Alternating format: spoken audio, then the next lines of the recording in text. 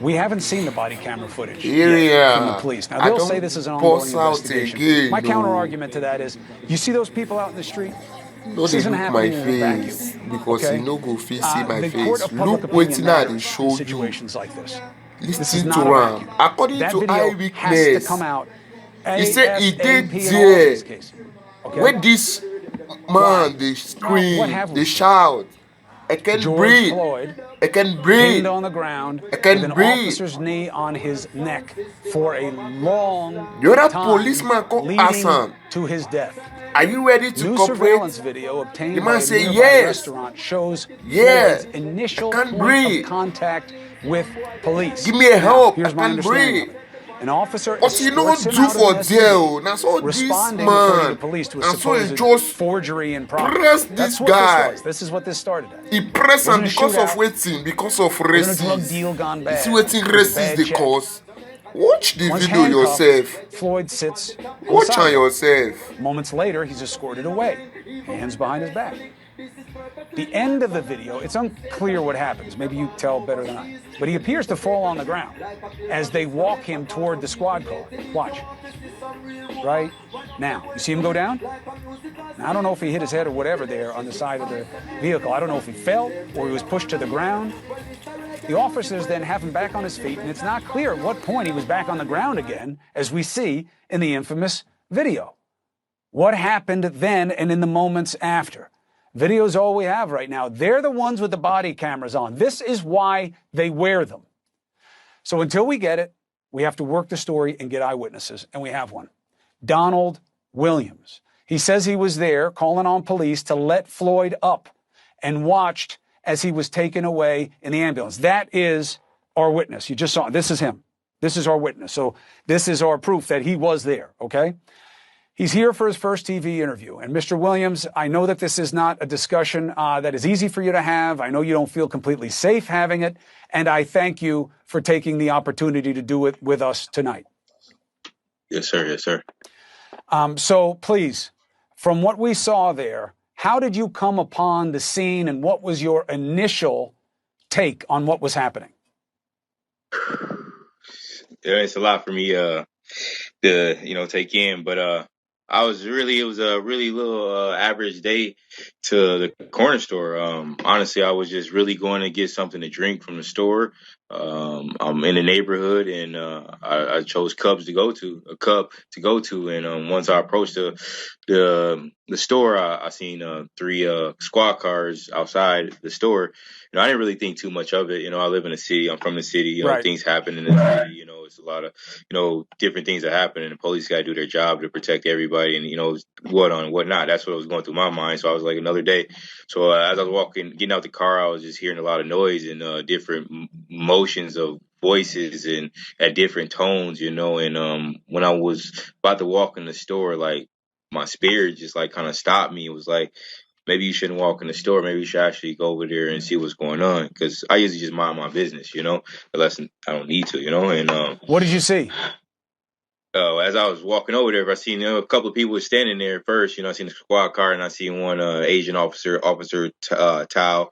And I heard people vocally speaking to an individual about, maybe you should, you're cooperate and you're okay now. Maybe they're going to be able to let you up, And then I started hearing, as I was walking, another guy talking about he couldn't breathe and something about my stomach. So I've been working with the Minneapolis Police Department through Peachy Luce's, the clubs, for the last 10 years. So once I walked up and then doing personal security, I just sat there and observed first to see what was going on, to see if it was, what was going on, because I didn't know. And first thing I noticed was, I didn't know his name was at the time, but I think his name is Gray Floyd, George Floyd. George Floyd, and he was actually, panting for his life, begging for, his forgiveness. Like, I pretty much saying he's sorry, he's gonna do the right things. He want to get up. His stomach's hurting. He can't breathe. His nose is hurting. And once I realized how the officer was on him, everything that he was describing to me sounded like a. How was the officer on him? He had his knee, across his neck, you know, so, and I'm not talking across the back of his neck. I'm saying across the blood part of his neck from here to here. So his knee wasn't from here to here, which is your spinal part. His knee was from here to here, which is your articles and your blood Yeah. choke, you know, your veins and things like that, the things that cut your circulation off from your neck and your brain to your body part. You For know, how long do you think it was like that? I got there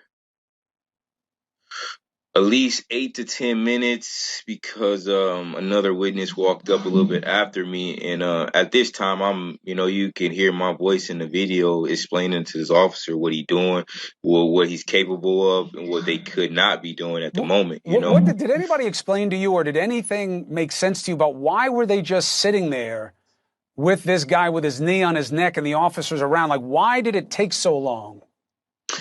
Well, see, like I said, I didn't know what was actually going on. So if you hear in the video, I actually asked him. I said, what's going on, officer? This is when I finally approached because the people said his blood coming out his nose, and I'm noticing it now. At the point, his eyes is turning a different color, and he's talking about his belly hurts, which is pretty much your last bowel movement in your life. And so that's when I started, pleading with the officers, and nobody else really. I mean, there's only 2 or 3 other people that really spoke up, about it. Me, another guy, and the lady off duty fire department. Did they give you any explanation as to why they were keeping him there and why it was taking so long? They said he was resisting arrest, and when he told me he was resisting arrest, I said, "Officer, he's not resisting arrest. You have your knee in him, and you have handcuffs on him. He is detained at this moment." Officer Todd proceeded to say, "Well, this is what drugs do to you, and that's not what drugs do to you. Drugs don't get you killed."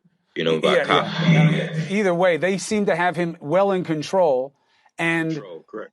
Did you make any sense of why they didn't just pick him up and put him in the car and arrest him, which is what the job was? Right. Yeah, I didn't make no sense of it. Like I said, I work with a lot of cops in Minneapolis. A lot of them could tell you I've trained Mr. Martial Arts for the last 10 years under Greg Nelson. Like, me as a little guy, like I was renting a door at Pichaluches. I'm able to secure and control someone, at 5'6", that's 6'10", 6'20", if you're using the right technique. And they technically was not using professional technique. They was using nobody is trained to put their knee on somebody's throat as a suppression technique. It's not part of a martial arts. It's not even allowed. Forget about fair fighting. But this is not what cops are supposed to do. And obviously, we know that too well now. The part that makes the least sense, did you hear them talking to each other about why they couldn't just move him and get him out of the situation?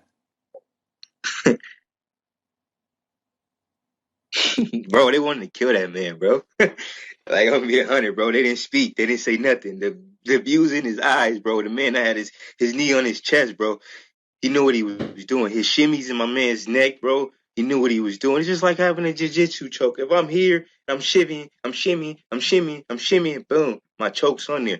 I told him it was a blood choke. He knew it was a blood choke. He looked at me when I said it. He put his head down. He did not make any more gestures. He did not say any other thing. And the 2 other cowards that was on the other side of the car, I didn't know nothing about. I didn't know about until I got videos in my social media and things like that.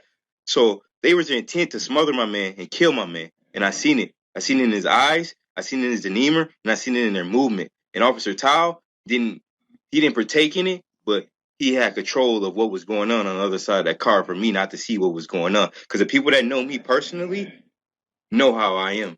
And I'm a controlled athlete. I'm a controlled person. I have different levels to who I am. And I showed my controlness out there in front of the world. I got letters, notes from multiple people that know me from growing up in the city that said I was the most controlled they ever seen in my life, as I'm seeing another man that looked like me, that feels like me, that got the same complexion as me, lose his life to another man that had no senseless. He had no feeling. He had no remorse. He had shit in him. He had no feeling. I don't even think he had a heart at that moment. And he's going to feel that for the rest of his life. Just like I'm going to hear my man say this.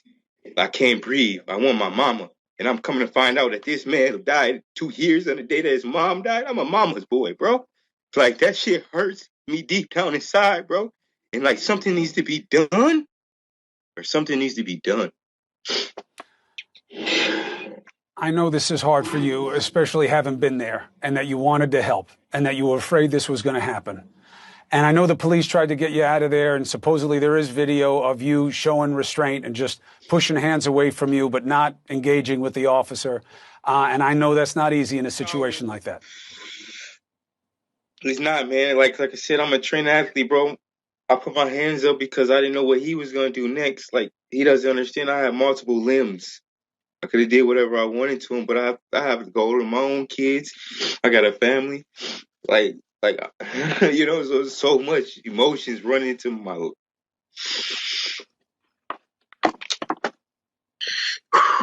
Yeah, I was chosen for this. I don't even know why I was there, but shit, I guess I was chosen for this shit, bro. Like, listen, these situations, as you said, growing up where you are, you've seen a lot of this. You've seen a lot of ugly situations and a lot of things that don't make sense. And hopefully, the only hope we can have here is that this is one too many, and that this gets the attention of justice that it deserves. I know there's been a lot of frustration in that city, and I know this is hard for you. I appreciate you telling the story. I appreciate you sharing your emotion. I'll check in with you right after the show and see how your head and your heart are.